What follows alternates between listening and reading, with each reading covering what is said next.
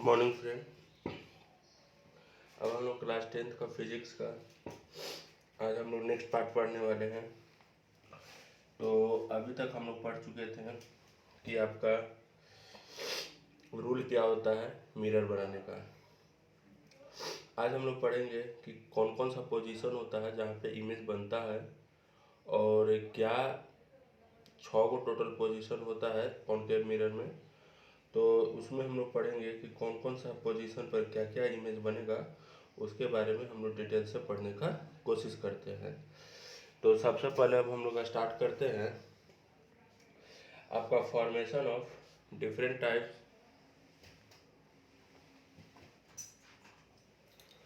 देखिए, formation of different types of image by concave mirror.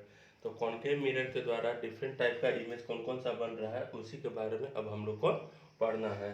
तो देखिए, in the concave mirror making the image formation its position is depends on the object which is front of the concave mirror. तो जो concave mirror में जो आपका image बनता है वह आपका किस पे डिपेंड करता है, जो उसके सामने ऑब्जेक्ट रखा हुआ है उस पर डिपेंड करेगा। अगर उसका जितना साइज होगा उतना ही साइज का बनेगा। तो वही चीज़ होता है कि अगर कॉनकेव मिरर में अगर इमेज का फॉर्मेशन हो रहा है तो वह आपका किस पे डिपेंड करेगा, वह आपका डिपेंड करेगा जो सामने रखा हुआ ऑब्जेक्ट है उस पर डिपेंड करेगा। आगे हम लोग करते हैं कि total 6 position of image formation. Total आपका कितना फॉर्मेशन होता है इमेज का, 6 गो फॉर्मेशन होता है। 6 गो कहाँ कहाँ होता है वो भी हम लोग समझने का कोशिश करेंगे।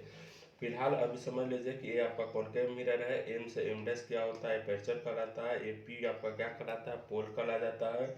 ए एफ आपका फोकस कहला जाता है। ये आपका सी सेंटर ऑफ कर्वेचर कहला जाता है और यहाँ आपका इन्फिनिटी चलते रहता है। ठीक है।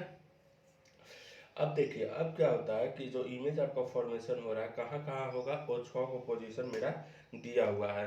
अब 6 को पोजीशन क्या है, तो पहला है आपका image formation between pole and focus. तो ये देखिए पोल है और ये आपका फोकस है। तो पोल और फोकस के बीच में ऑब्जेक्ट रहेगा तब उसका इमेज कैसे बनेगा वो चीज़ हमको को समझना है। फिर आपका दूसरा है एट फोकस। अगर आपका फोकस पे इमेज रहेगा तब आपका ऑब्जेक्ट रहेगा तब उसका इमेज कहाँ बनेगा वो चीज़ हम लोग को भली भांति समझना है। तीसरा आपका है image formation between focus and centre. तीसरा आपका है कि अगर फोकस और सेंटर ऑफ कर्वेचर के बीच में जब ऑब्जेक्ट रहेगा तब उसका आपका इमेज कहाँ बनेगा उस चीज़ के बारे में हम लोग को समझना है। फिर है आपका चौथा सेंटर ऑफ कर्वेचर। जब ऑब्जेक्ट आपका सेंटर ऑफ कर्वेचर पे रहेगा तब आपका इमेज कहाँ फॉर्मेशन होगा वो चीज़ हम लोग को समझना है। फिर आपका कह रहा है between infinity and centre of curvature. मतलब आपका ये इन्फिनिटी चल रहा है, कहीं भी ऑब्जेक्ट रख लीजिए, यहाँ रख लीजिए, यहाँ रख लीजिए, यहाँ रख लीजिए। तो इन्फिनिटी और सेंटर ऑफ कर्वेचर के बीच में जब अगर ऑब्जेक्ट रहेगा आपका तो इमेज कहाँ बनेगा वो चीज़ के बारे में हम लोग को ध्यान देना है। फिर आपका है इन्फिनिटी। अगर आपका इन्फिनिटी पे ऑब्जेक्ट है, इन्फिनिटी पे ऑब्जेक्ट है तो इन्फिनिटी पे जब आपका ऑब्जेक्ट रहेगा तब आपका कहाँ पे इसका इमेज बनेगा उसके बारे में भी हम लोग डिटेल देखते हैं। तो अब हम लोग एक एक करके देखते हैं। चलिए,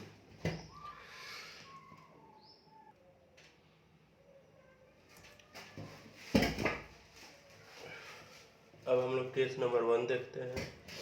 तो केस नंबर 1 हम लोग का क्या था कि जब आपका ऑब्जेक्ट पोल और फोकस के बीच में रहेगा। तो ये देखिए आपका पोल है और ये आपका फोकस है। ये आपका पोल है, ये आपका फोकस है और ये मेरा ए बी जो है ऑब्जेक्ट है, यानी फोकस और पोल के बीच में है। तो ये मेरा ऑब्जेक्ट है, यहाँ पे मेरा मान लीजिए ए से लेकर बी तक आपका ये ऑब्जेक्ट का साइज है। ये आपका इसका पैरेलल जा रहा है। तो जब प्रिंसिपल एक्सिस के पैरेलल जाता है तो आपका कहाँ से होकर गुजरता है, फोकस से होकर गुजरता है। रूल नंबर हम लोग समझे थे। फिर आपका क्या होता है, सेंटर ऑफ कर्वेचर से ट्रांसफर हो रहा है लाइट। तो जब सेंटर ऑफ कर्वेचर से लाइट जाता है तो सेंटर ऑफ कर्वेचर से ही वापस लौटता है। ये जाने का इंडिकेशन है, ये आने का इंडिकेशन है। उसके बाद आपका क्या हो रहा है, ये मिरर के पीछे जाने का।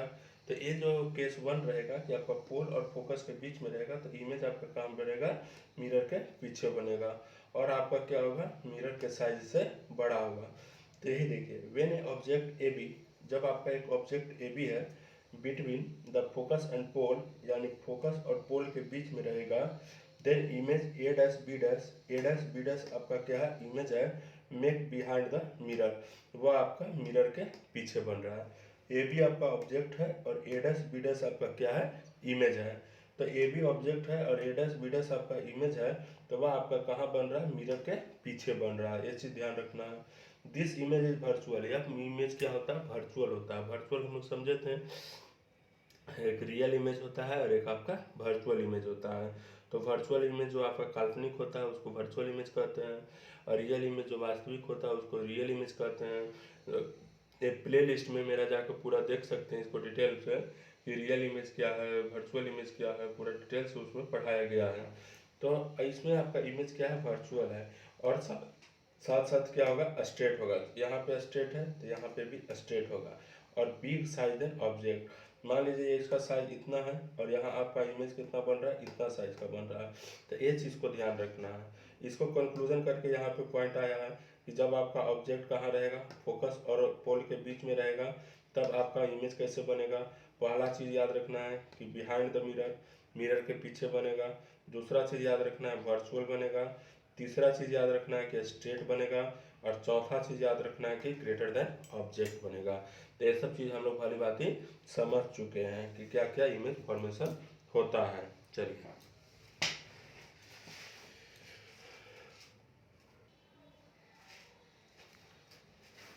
चलिए अब हम लोग केस नंबर 2 देखते हैं। तो केस नंबर 2 आपका क्या है कि जब आपका ऑब्जेक्ट कहाँ रहेगा, फोकस पे रहेगा। तो जब आपका ऑब्जेक्ट फोकस पे रहेगा तो देखिए, ये मेरा फोकस है, ये मेरा पोल है, ये मेरा सेंटर ऑफ कर्वेचर है। तो फोकस पे रखें, फोकस से एफ से ए तक मेरा क्या है, ये ऑब्जेक्ट है, एफ है। इसको हम फोकस पे रखें तो ये आपका इसका पैरेलल जाएगा, पैरेलल जाके आपका कहाँ जाएगा, पैरेलल जो जाता है वह कहाँ से आपका डिविएट करेगा, फोकस पे आएगा। फिर आपका सेंटर ऑफ कर्वेचर से लाइट गुजरेगा, फिर आपका कहाँ जाएगा, सेंटर ऑफ कर्वेचर से ही आएगा। तो सेंटर ऑफ कर्वेचर से जा रहा है और सेंटर ऑफ कर्वेचर पे ही आएगा। तो ये मेरा इमेज फॉर्मेशन हो गया। तो इसको याद रखना है कि जब आपका फोकस पे रहेगा, ऑब्जेक्ट आपका एफ है, have at the focus of the mirror, then image make at infinity. तब आपका जो फोकस पे रहेगा तो जो इमेज इधर बन रहा है ये आपका इन्फिनिटी तक जाते रहेगा। समझ में आ गया। और इमेज जो होगा आपका इन्फिनिटी होगा और साथ साथ रियल होगा। उस केस में पहला केस में क्या था, वर्चुअल था। इन्वर्स होगा यानी उल्टा होगा, और उसमें क्या था, स्ट्रेट था यानी सीधा था। ग्रेटर देन ऑब्जेक्ट, ऑब्जेक्ट से ग्रेटर होगा। देखिए यहाँ इतना साइज का है, यहाँ आपका बहुत साइज का बन सकता है। तो जब फोकस पे रहेगा अब मेरा ऑब्जेक्ट, तो इस चीज़ को ध्यान में रखना है। पहला कि इन्फिनिटी पे बनेगा, दूसरा आपका रियल रहेगा, तीसरा आपका इन्वर्स होगा, और चौथा आपका ग्रेटर देन ऑब्जेक्ट होगा। तो ये चीज़ को हमको ध्यान में रखना है जब केस नंबर 2 आपका फोकस पे रहेगा तब। अब हम लोग केस नंबर 3 की ओर आते हैं।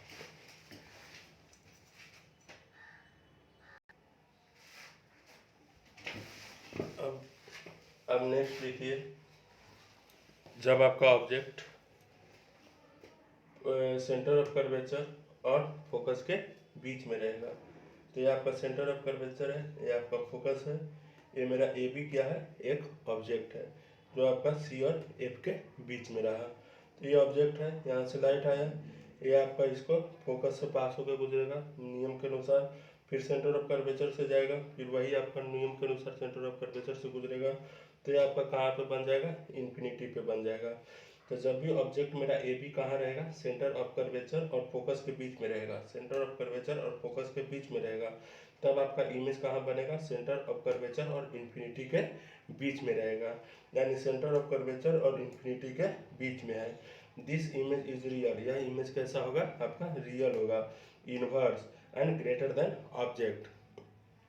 तो रियल होगा यानी वास्तविक होगा, इनवर्स मैंने उल्टा होगा, और ग्रेटर देन ऑब्जेक्ट मैंने वस्तु से बड़ा होगा। यहाँ देखिए ए बी का क्या साइज है और यहाँ ए बी का क्या साइज है। तो इसका मतलब हम लोग कह सकते हैं कि ये जो मेरा ऑब्जेक्ट है ये मेरा इससे बड़ा है। बात समझ में आ गया। आगे चलिए, आगे कह रहा है कि when object between C and F, यानी सेंटर ऑफ कर्वेचर और फोकस के बीच देन इमेज फॉर्मेशन, तो इस कंक्लूजन को याद रखना है कि इमेज कहाँ बनेगा आपका सी और इन्फिनिटी के बीच में रहेगा, यानी सेंटर ऑफ कर्वेचर और इन्फिनिटी के बीच में रहेगा। फिर आपका रियल होगा, फिर आपका इन्वर्स होगा और फिर आपका ग्रेटर देन ऑब्जेक्ट होगा। तो ये नियम को याद रखना है कि जब आपका सेंटर ऑफ कर्वेचर और पोल के बीच में जब इमेज रहेगा तब आपका इमेज का कैसे फॉर्मेशन होगा, ये चीज़ भी हम लोग को क्लियर हो चुका है। और 3 गो आपका कंडीशन और है, अब नेक्स्ट वीडियो में इसको पढ़ा जाएगा। Okay, bye bye.